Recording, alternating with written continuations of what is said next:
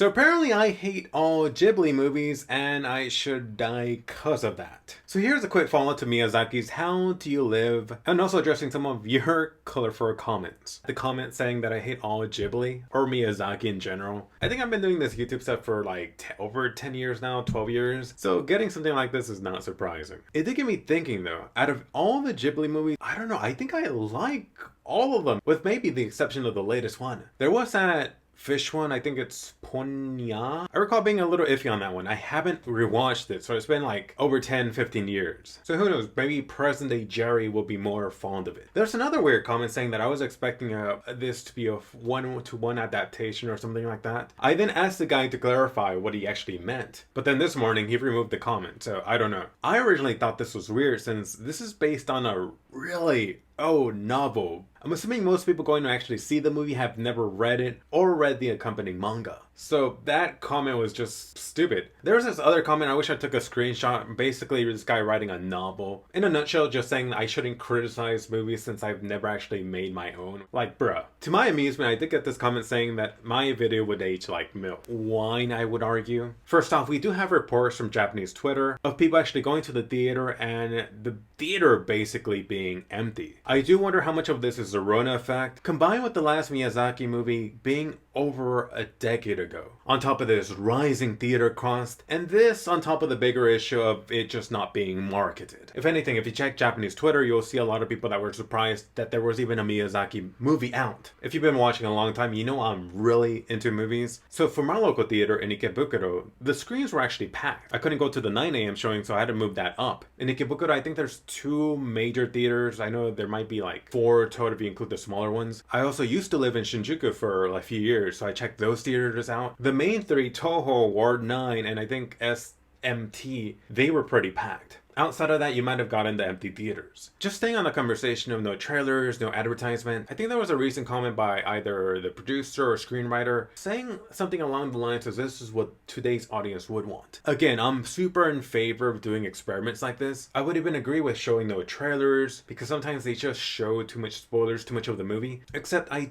do heavily disagree with you not showing or promoting your stuff, just getting the word out there that your movie's in the actual theater. Going back to my video aging like wine, so far Miyazaki's movie does have mixed reviews. I do want you to keep in mind that Japanese people in general do lean towards being more positive, or in general holding back their super negative criticism. You've seen it for Shinkai films, you've seen it for Evangelion, other anime movies. Undoubtedly that'd be the same rule applying for Miyazaki. Kind of reminds me of the situation recently with Harrison Ford. You heard a lot of people praising him specifically for the latest Indiana Jones film, but then that turned out to be crap. On Yahoo Movies, the latest Miyazaki film is at a 2.9 out of 5. You might be thinking Yahoo, but Yahoo is still alive and well in Japan. You could go over there and read some of the comments, some of them saying like, oh, this movie was boring, and a couple of others just rating the movie lowly cause they just didn't understand what was going on. If you watch the ending, you'll get what they're talking about. On the topic of low turnout for the actual movie, the movie has made around $11 million.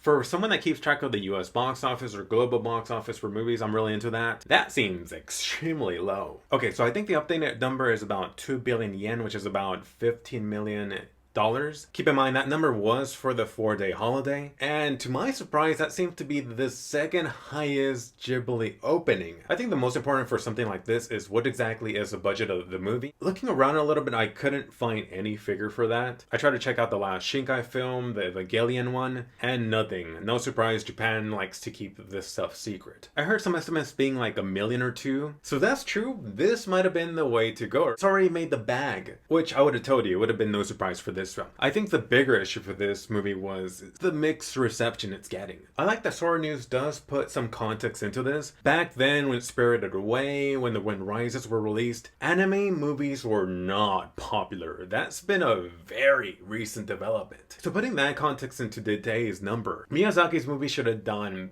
gangbuster money, especially since right now we're at a bit of a low in the summer season. There's not really some major competition. I know I joked in the last video about the Quints, but that wasn't gonna tackle this. Just for a quick rundown, other movies that did better than this one, you had the latest Conan movie, the Super Mario movie, which I really don't think a Hollywood movie is a fair comparison, the One Piece movie, Suzume or Shinkai's recent film, the Slam Dunk CG movie, Jujutsu Kaisen 0, and the Demon Slayer Mugen Train movie. By the way, I'm just finding out that this got renamed for the international English release, The Boy and His Heron. So just to drill it even higher, no, I don't hate Miyazaki or Ghibli. I know Miyazaki or someone related mentioned something about this being a movie for his son, but please, let's not this be your last movie. Take some of the criticism and make a banger next time. Some of you guys wrote in about The Wind Rises. I did mention in the review about this feeling like it was more grounded, and specifically The Wind Rises, I think I put that last on my Ghibli Miyazaki rewatch.